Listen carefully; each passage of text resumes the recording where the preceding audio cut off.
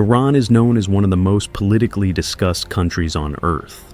But what if the real story has nothing to do with politics at all?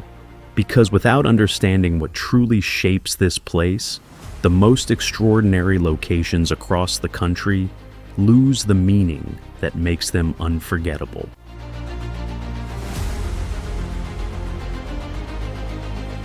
So, before we travel to the most remarkable wonders of Iran, we'll begin with several fascinating facts.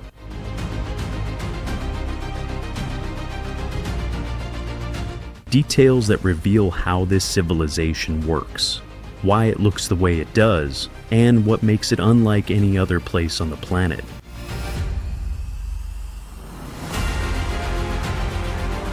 And once you understand these facts, the places we visit later, especially the final three, will look completely different.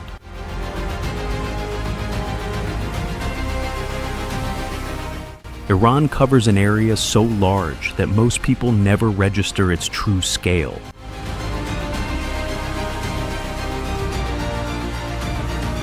It stretches across more than 1.6 million square kilometers, roughly 636,000 square miles.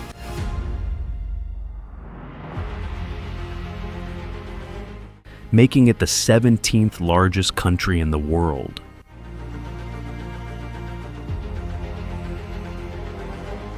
Larger than France, Germany, Spain, and the United Kingdom combined.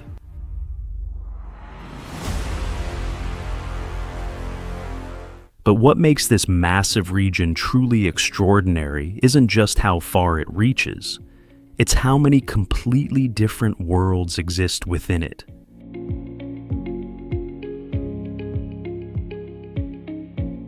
And the deeper you look, the more Iran behaves less like a single country and more like an entire continent compressed into one set of borders.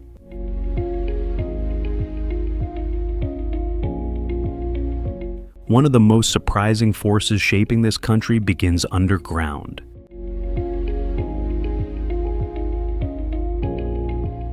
Beneath Iran's deserts, mountains, and cities runs the most extensive network of hand-dug water channels ever built.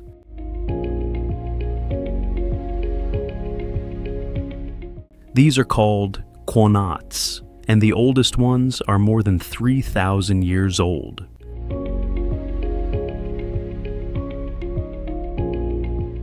A qanat works by tapping into groundwater at the base of a mountain and channeling it through a gently sloping underground tunnel that can run for dozens of kilometers before emerging at a village far out in the desert.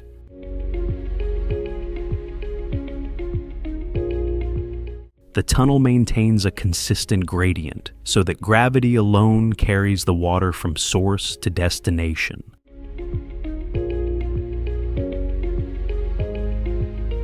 No pumps, no machinery, no electricity.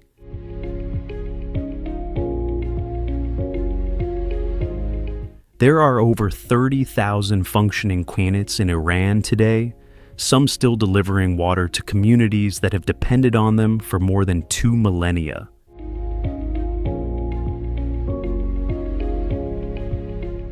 This hidden infrastructure is one of the primary reasons that civilizations were able to flourish in Iran's driest regions long before modern engineering existed anywhere on Earth.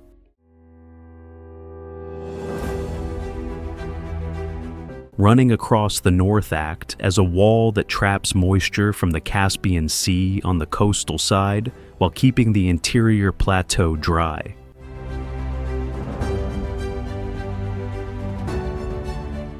The Zagros Mountains in the west create a separate barrier that shapes rainfall patterns across the entire central region.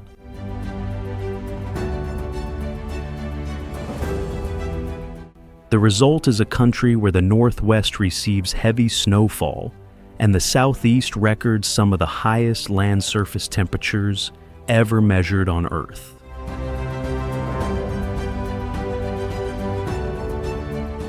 In winter, you can ski on slopes north of Tehran, while tourists swim in the Persian Gulf, just a few hundred kilometers to the south.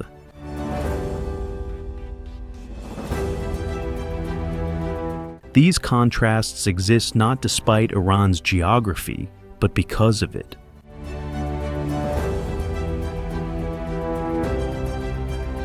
The mountains created diversity. The structure of Iran's civilization reveals another unexpected pattern.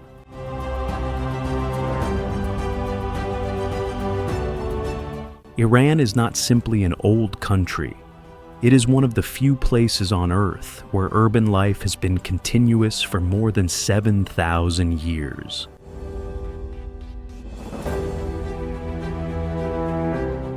Archaeological evidence from sites like Jairoft and Susa shows organized settlements, trade networks, and architectural planning dating back to 5000 BCE.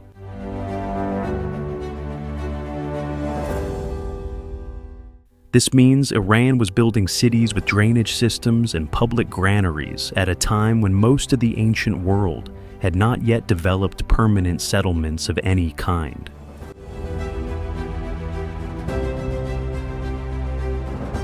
The Persian Empire that emerged from this long civilizational foundation became the largest empire the world had ever seen, governing more than 40% of the world's population at its peak.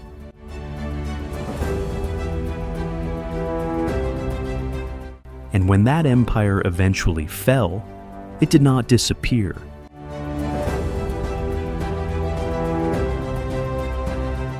Its language, its art, its architectural principles, and its administrative systems were absorbed by every civilization that followed.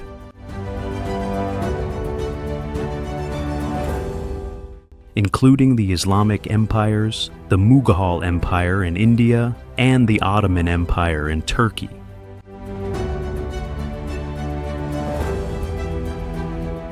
Speaking of language, Persian is one of the most important facts about Iran that most visitors overlook entirely.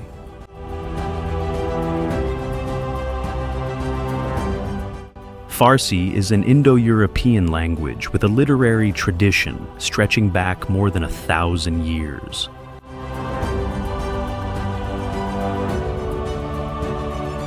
The Shahnameh, the Persian Book of Kings, written by the poet Ferdowsi in the 10th century, is the longest poem ever composed by a single author.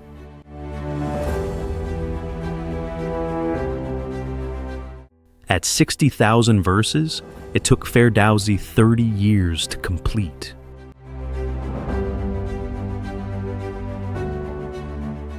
It preserved the mythology and history of Iran so completely that it is credited with preventing the Persian language from being replaced by Arabic after the Islamic conquest.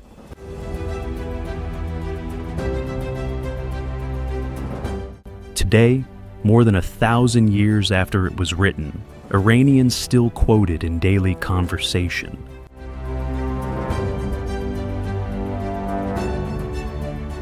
Poets who died 6 centuries ago are still visited at their tombs by people bringing flowers and reading verses aloud.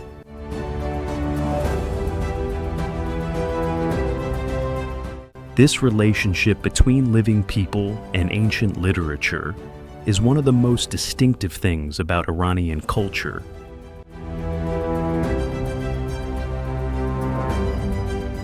And one of the hardest things to explain to someone who has not experienced it.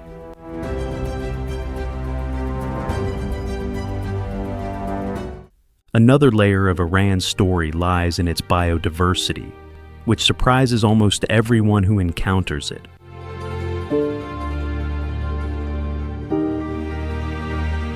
Iran is home to Persian leopards, brown bears, Asiatic cheetahs, wild goats, and ibex.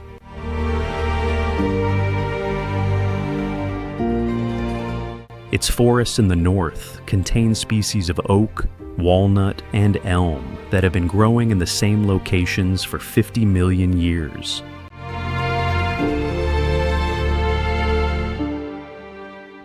Its wetlands in the northwest shelter flamingos, pelicans, and dozens of migratory bird species following flyways between Siberia and Africa.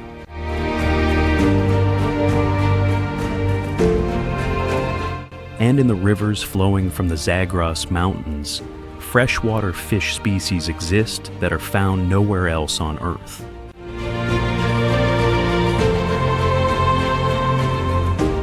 This biodiversity is not incidental.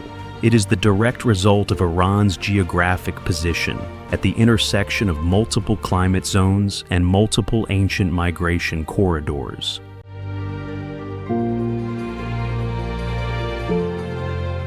The country sits at the crossroads of the Palearctic and Indo-Malayan ecological regions, meaning that species from both zones overlap here in combinations that exist nowhere else.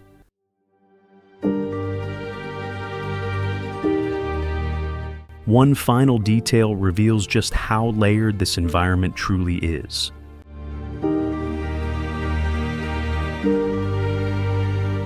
Iran has a longer tradition of garden design than almost any culture on Earth. The Persian garden, called a peyri-diaza in ancient Persian, is the direct origin of the English word paradise.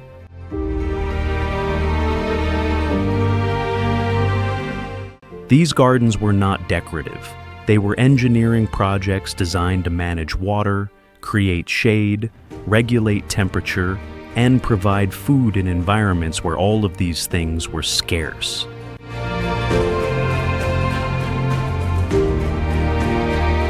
Their design principles, the geometric water channels, the cypress trees providing shade and wind protection, the geometric planting of fruit trees and fragrant flowers, spread from Persia through the Islamic world and eventually into Europe.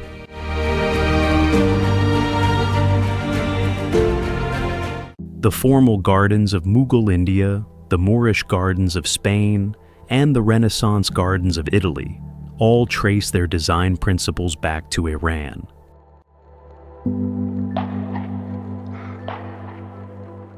Understanding this transforms every garden, courtyard, and reflecting pool you encounter in this video from a decorative feature into a civilizational statement.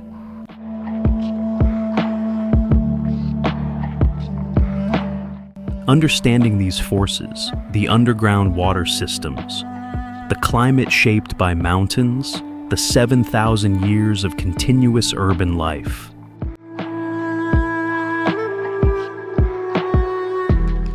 the literary culture that kept a language alive through conquest, the biodiversity at the crossroads of continents, and the garden tradition that shaped the entire world's idea of paradise, reshapes how we see Iran.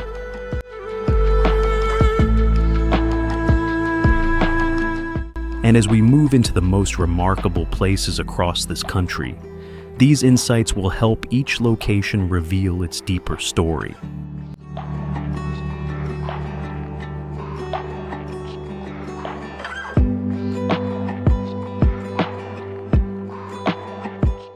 Qeshm Island sits in the Strait of Hormuz, where the Persian Gulf narrows to its thinnest point, and it is one of the most geologically unusual places in Iran.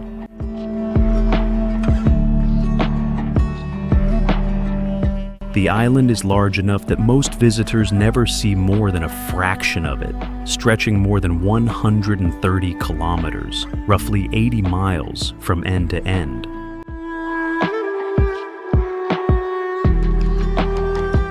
But its size is less remarkable than its geology.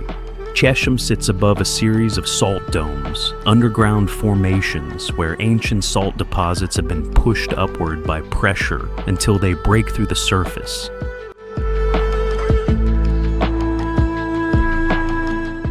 Dissolving as they meet fresh water and air, and carving the landscape into formations that look less like a natural coastline and more like an elaborate sculpture.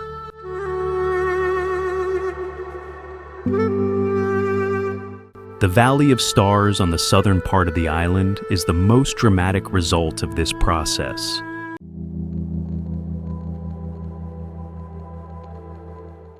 Wind and water have carved the salt and sediment into towers, arches, and twisted ridges that cast shadows at odd angles in the late afternoon light.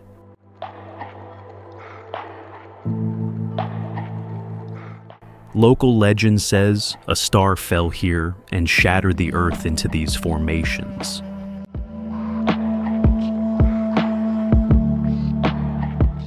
The geological explanation is nearly as strange. The valley was carved by erosion, working on rock of varying hardness.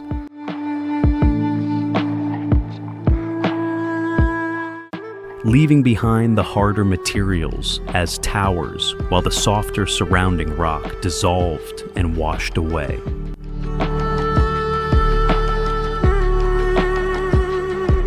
As the island's interior gives way to its coastline, the landscape shifts dramatically, revealing mangrove forests growing directly from the saltwater shallows where herons hunt at low tide.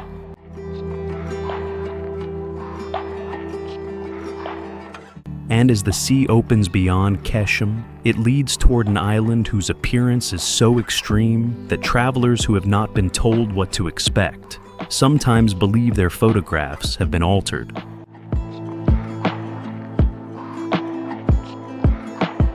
Hormuz Island lies a short boat ride from Qeshm, and it presents a landscape that challenges the basic assumption that geology should be brown, gray, or green.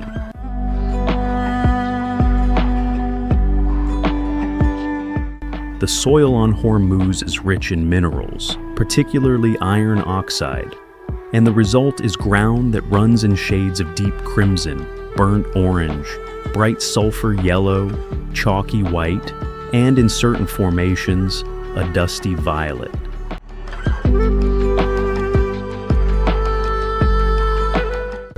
The red beach on the island's southern shore is where iron oxide concentrations are highest. Waves of blue-green water from the strait wash against sand the color of dried blood.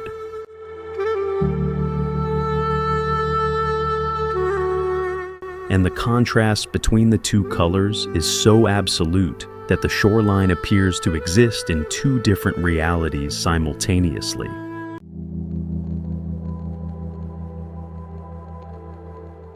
What makes Hormuz scientifically interesting is not just the color, but the reason for it.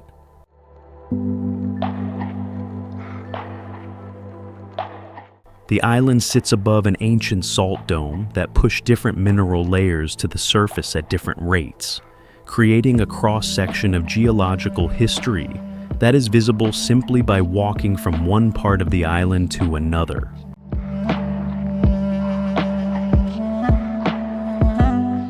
Each color represents a different mineral, a different era, a different set of conditions that existed in this location millions of years ago.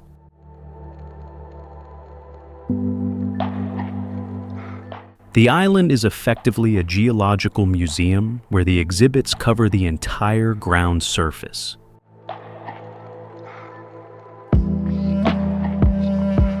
And as the boat returns to the mainland and the road heads north into the interior, the colors drain from the landscape completely.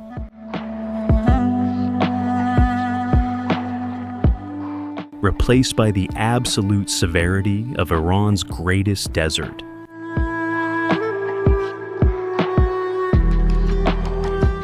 The Dashti Lut is not simply a desert. It is the hottest place ever recorded on the surface of the Earth.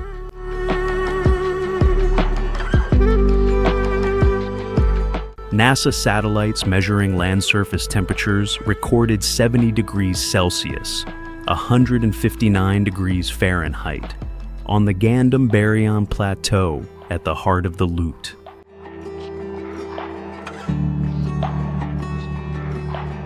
That measurement was not taken during an unusual heat event. It was the result of normal summer conditions in a place where dark basalt rock absorbs solar radiation throughout the day and releases it slowly through the night.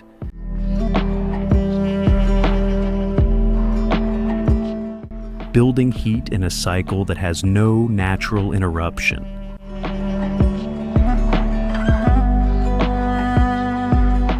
The Gandambarian Plateau, whose name means toasted wheat in Persian, covers an area of roughly 480 square kilometers.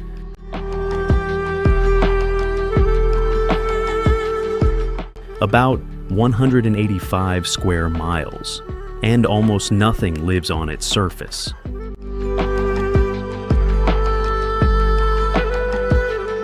But at the edges of the Lut, in the transitional zones where the basalt gives way to salt flats and wind-carved sediment,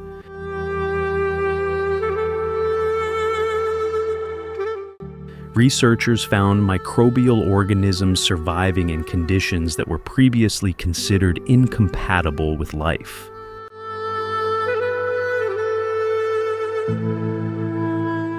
This discovery is significant beyond Iran. Scientists studying life in extreme environments use the Lut as a terrestrial analog for Mars.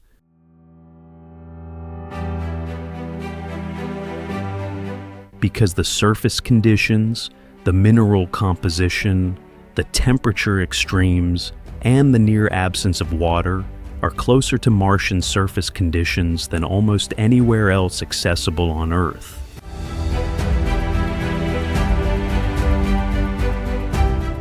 The collets that rise from the eastern Lut are the desert's visual centerpiece.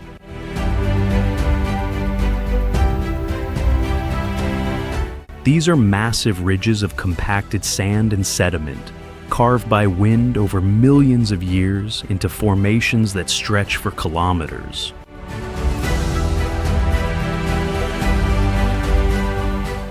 Walking between them produces a particular kind of silence that is difficult to describe. The walls on either side absorb sound rather than reflecting it.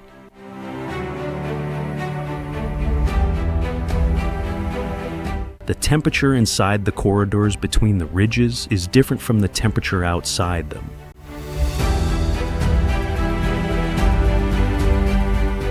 And the scale of the formations relative to a human figure makes the human figure feel less like a visitor and more like a detail.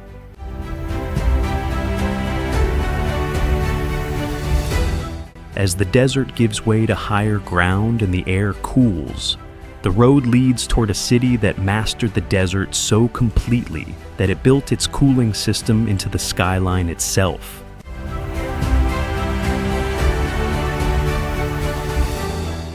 Yazd rises from the central plateau in a forest of wind catchers, tall rectangular towers that have been channeling desert breezes into the rooms below for more than 2,000 years.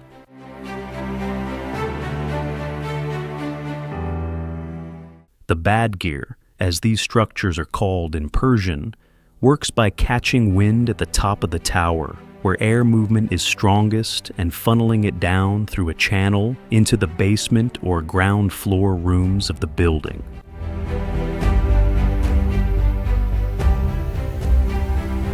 In summer, when outdoor temperatures exceed 40 degrees Celsius, the interior rooms cooled by a working badgir can be 15 degrees lower than the air outside.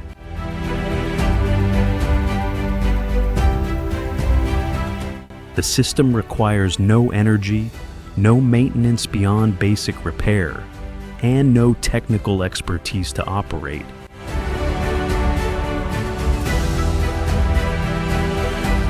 It is passive cooling so effective that modern architects studying sustainable building design travel to Yazd specifically to understand how it works.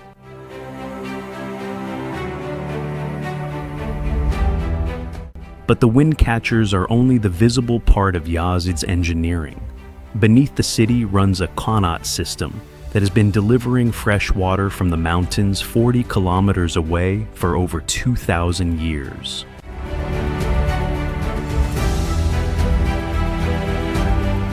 Underground storage chambers called AB anbars kept the water cool for drinking. Public bathhouses heated by the same geothermal principles that cool the houses above ground operated year-round.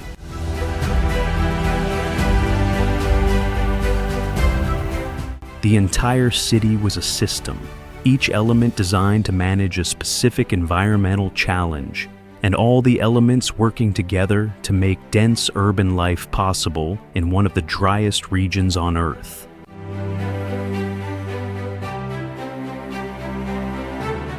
And in the old city at the center of Yazd, a flame has been burning continuously since the year 470 CE.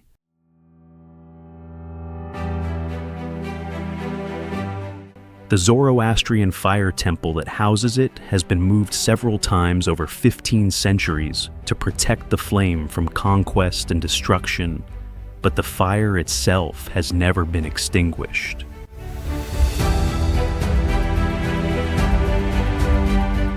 It is one of the oldest continuously maintained flames in human history.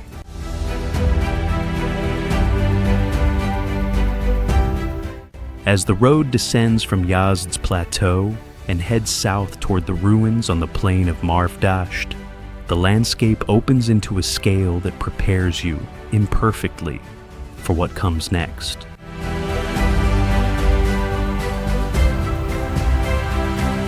Persepolis was built to communicate one idea with complete clarity: that the Persian Empire was the center of the known world, and that everyone who approached its ceremonial capital would understand this before they reached the first doorway.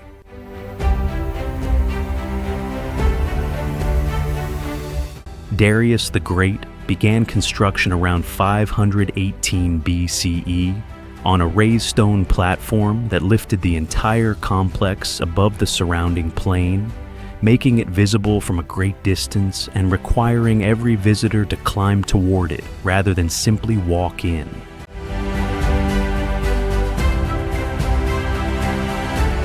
The Gate of All Nations, through which every delegation from across the empire passed, was flanked by enormous stone bulls, whose scale was calculated to reduce the visitor to an appropriate proportion before any conversation began.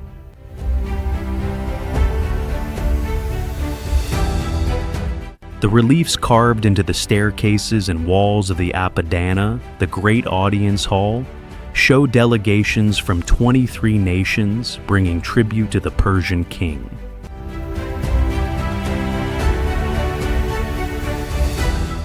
Ethiopians carry elephant tusks, Lydians lead horses and chariots, Indians bring axes and a donkey, Babylonians offer fabric and vessels.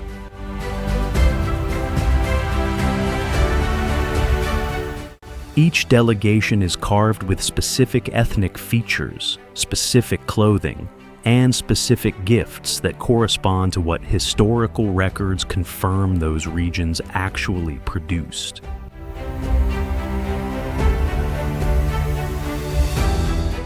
This was not generic imperial decoration. It was a precise and deliberate record of the empire's reach, carved in stone and placed where every visitor would have to study it while climbing toward the audience hall above.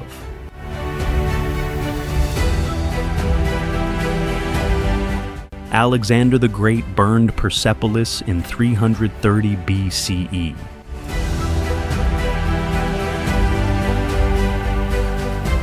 Some ancient sources say it was deliberate revenge for the Persian burning of Athens a century and a half earlier.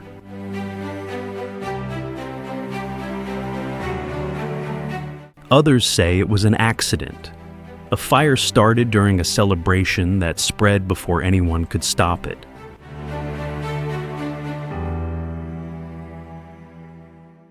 The archaeological record shows that the fire burned hot enough to collapse the cedar roof beams and bring down the columns they supported.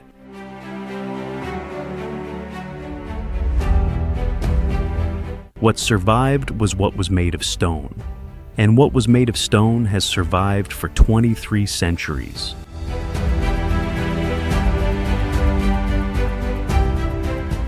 As the plain of Marvdasht fades behind and the road turns north, the architecture changes from the monumental to the intricate.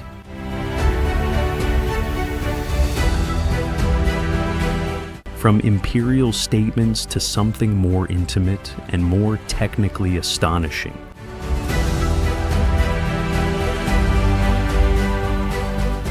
Isfahan was called Nisf-e-Jahan, half the world, and the name was not a boast.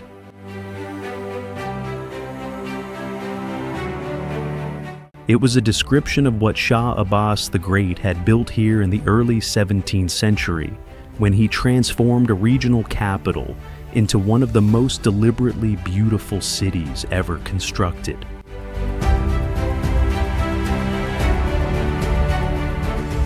The Naqshi Jahan Square at its center measures 512 meters long and 160 meters wide, making it one of the largest public squares in the world.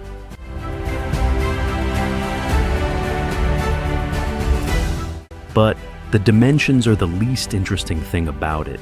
What surrounds the square on all four sides is a set of buildings whose technical achievement in tile, geometry, and acoustic engineering was not surpassed anywhere in the world for centuries after they were built.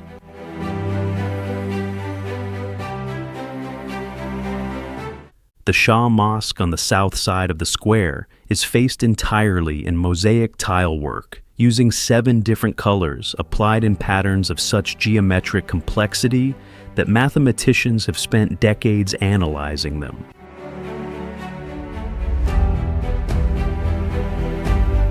The dome is 54 meters high.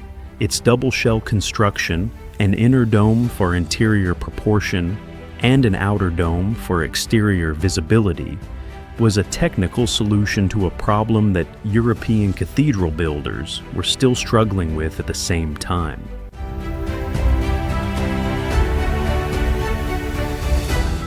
The Sheikh Lut Mosque on the east side was built without a minaret and without a public courtyard because it was designed exclusively for royal use.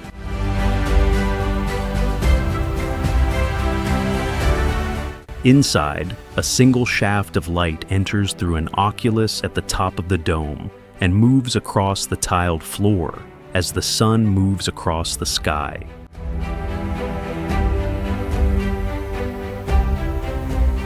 Functioning as a sundial of extraordinary precision built into the architecture itself.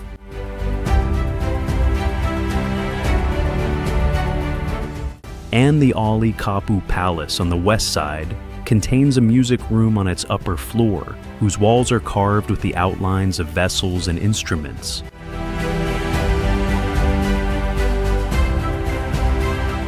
Not as decoration, but as acoustic chambers that shape and amplify sound in ways that modern acoustic engineers have confirmed were calculated rather than accidental.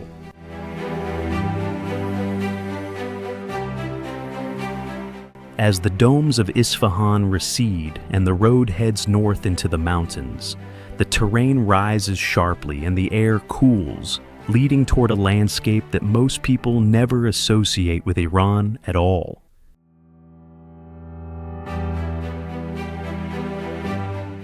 The Alborz Mountains form a wall across northern Iran that creates one of the most dramatic climate transitions available by road anywhere on Earth.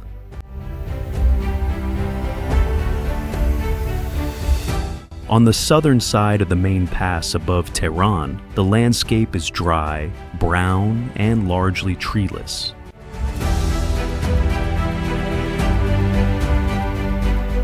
By the time the road descends to the Caspian coast on the other side, the air is thick with moisture, the slopes are covered in dense forest, and the light has the particular quality of somewhere that receives rain for much of the year.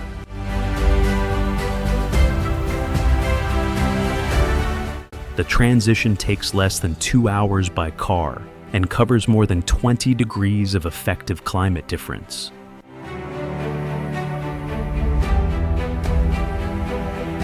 The Hyrcanian forests that cover this coastal strip are among the oldest surviving forests on Earth.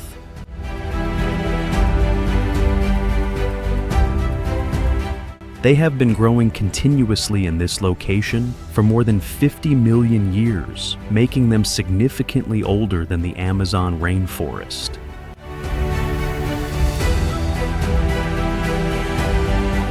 They survived the ice ages because the Alborz Mountains protected this coastal strip from the worst of the glacial cold, creating a refuge where species that had existed across the entire northern hemisphere before the ice ages could persist after the glaciers eliminated them everywhere else.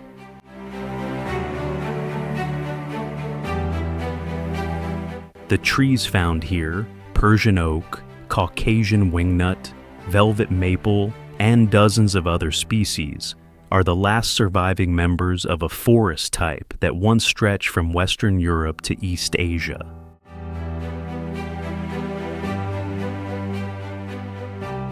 UNESCO recognized the Hyrcanian forests as a World Heritage Site in 2019.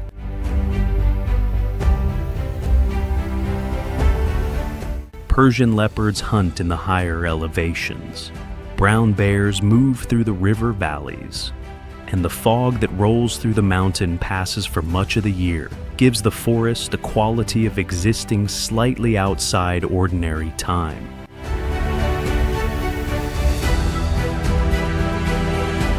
And as the forest opens toward the coast and the Caspian Sea appears between the trees, the journey reaches its final 3 destinations, each one revealing a different dimension of what Iran contains that the rest of the world has not yet seen.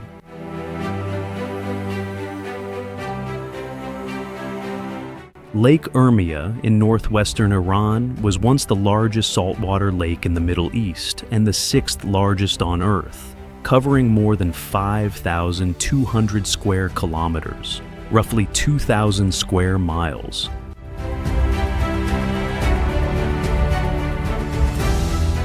Its water was so saline that it turned pink and red in summer when salt-loving algae and bacteria bloomed across its surface, creating a color effect visible from space.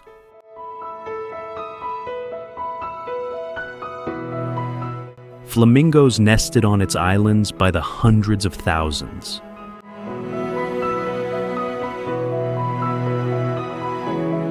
The brine shrimp that thrived in its hypersaline water fed migratory birds following flyways between Siberia and Africa.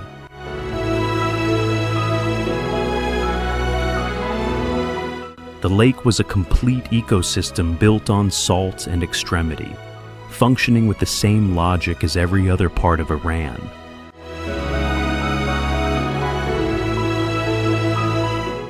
Life adapting precisely to the conditions available rather than waiting for the conditions to improve.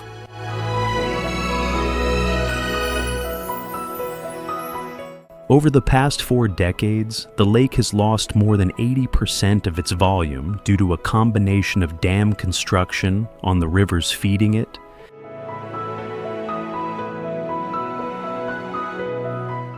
agricultural water extraction from the surrounding plain, and changing precipitation patterns.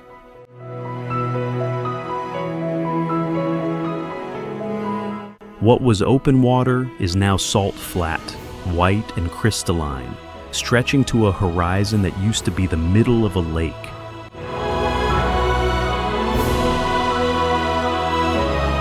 The islands where flamingos nested are now peninsulas. The piers that once extended into deep water now stand in the middle of cracked earth.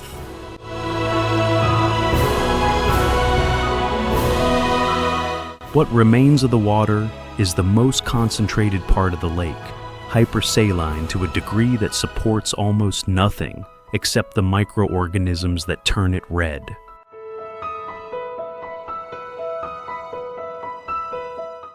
Conservation efforts are underway, including the redirection of river flows and the restriction of agricultural extraction.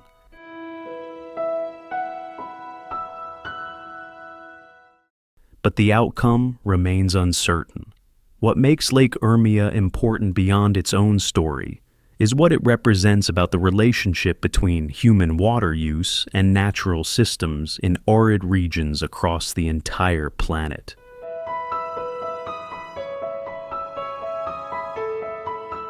Khandavan sits on the slopes of Mount Sahand in East Azerbaijan province. and it answers a question most people never think to ask.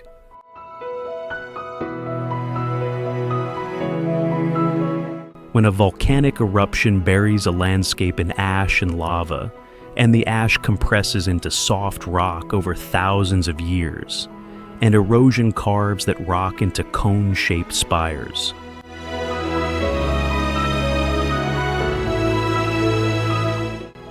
What do the people who live nearby do with the cones? In Kandavan, the answer developed over at least 700 years of continuous habitation is that you carve your house into them.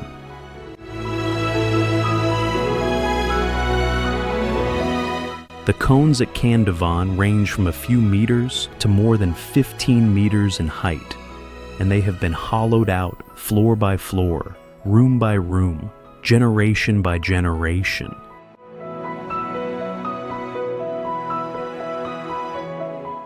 Until the village is essentially a cluster of inhabited geological formations, with windows and doors and staircases cut into volcanic rock.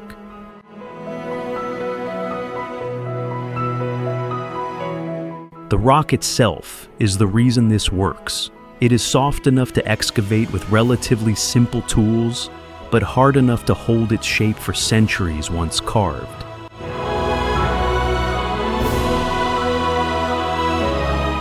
It insulates effectively, maintaining interior temperatures that are significantly cooler than outside in summer and significantly warmer in winter, without any heating or cooling system beyond the rock itself.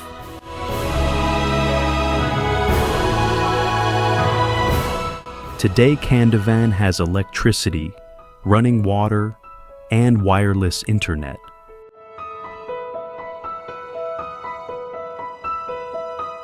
All installed into dwellings that were carved from volcanic stone 7 centuries ago.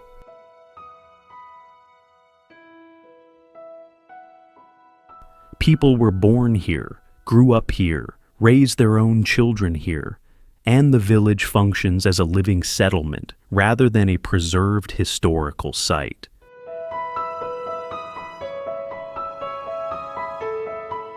The volcanic cones that are someone's home in Kandavan are indistinguishable from the outside from cones that have never been touched.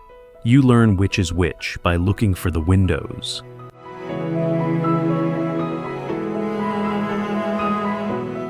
And as the road descends from Kandavan's slopes and heads south toward the vast salt desert of the Central Plateau, the final destination appears in a landscape so empty that the thing built within it seems almost impossible.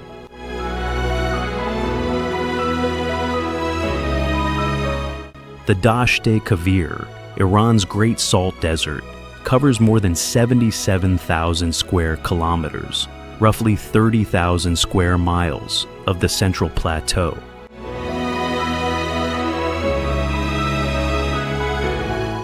For most of the year, it is one of the most inhospitable environments in the country. Temperatures exceed 50 degrees Celsius in summer.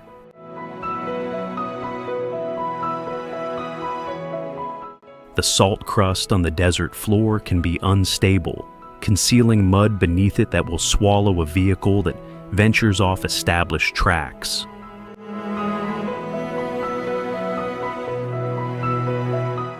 Water is absent over vast distances, and yet, distributed across this desert at intervals of roughly 30 to 40 kilometers, the distance a loaded caravan could travel in a single day, are the ruins and preserved remnants of caravanserais built by Silk Road merchants between the 10th and 17th centuries.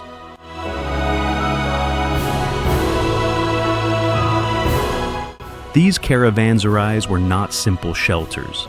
They were fully equipped stops that could accommodate hundreds of travelers and their animals simultaneously.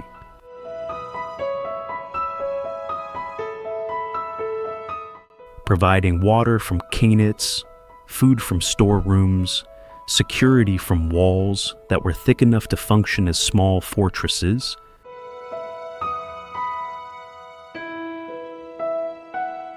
and information networks that connected merchants moving between Central Asia, Persia, and the Mediterranean.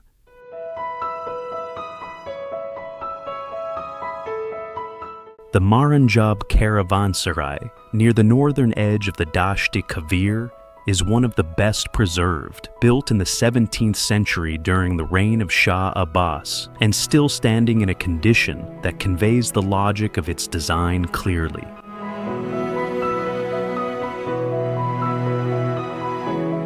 Water arrived through an underground channel. Stables ran along the outer walls. A central courtyard provided ventilation and light.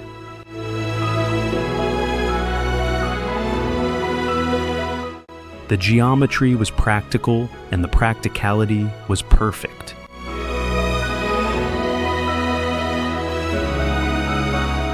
At night, the Dasht-e-Kavir around Maranjab offers something that the ancient merchants who stopped here would have recognized immediately, but that most modern people have never experienced.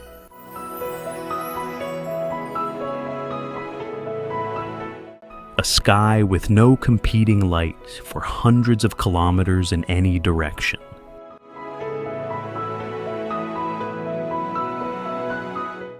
The Milky Way appears as a physical structure, a band of light dense enough to cast a faint shadow.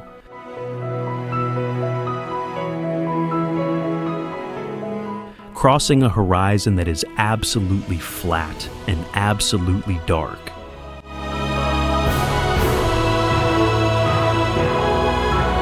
The merchants who crossed this desert by starlight were navigating by the same sky.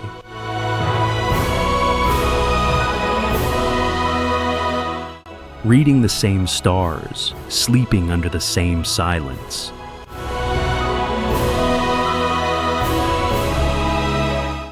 The desert has not changed. The stars have not changed. Only the people passing through have changed, and only slightly, and only recently.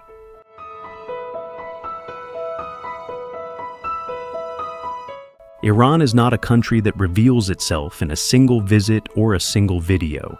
It is a place that functions on timescales that make a human lifetime feel like a brief stop on a much longer journey.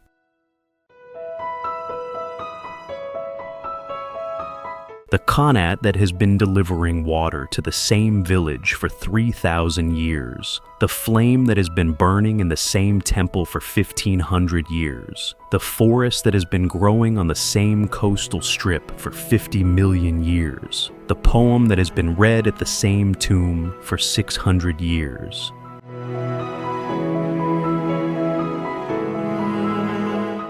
These are not historical curiosities.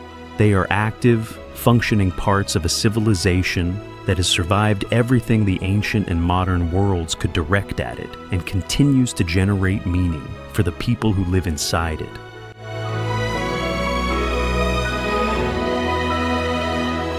That is the side most people will never see, not because it is hidden, because it requires a different kind of attention than headlines provide. And now that you have seen it, it is impossible to unsee.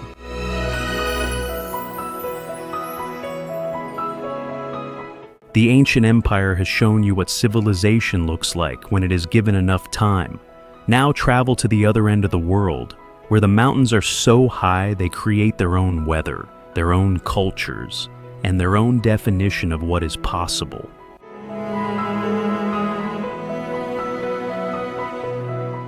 Click now to explore the Himalayas, the last untouched wilderness on Earth, and discover what survives at the top of the world.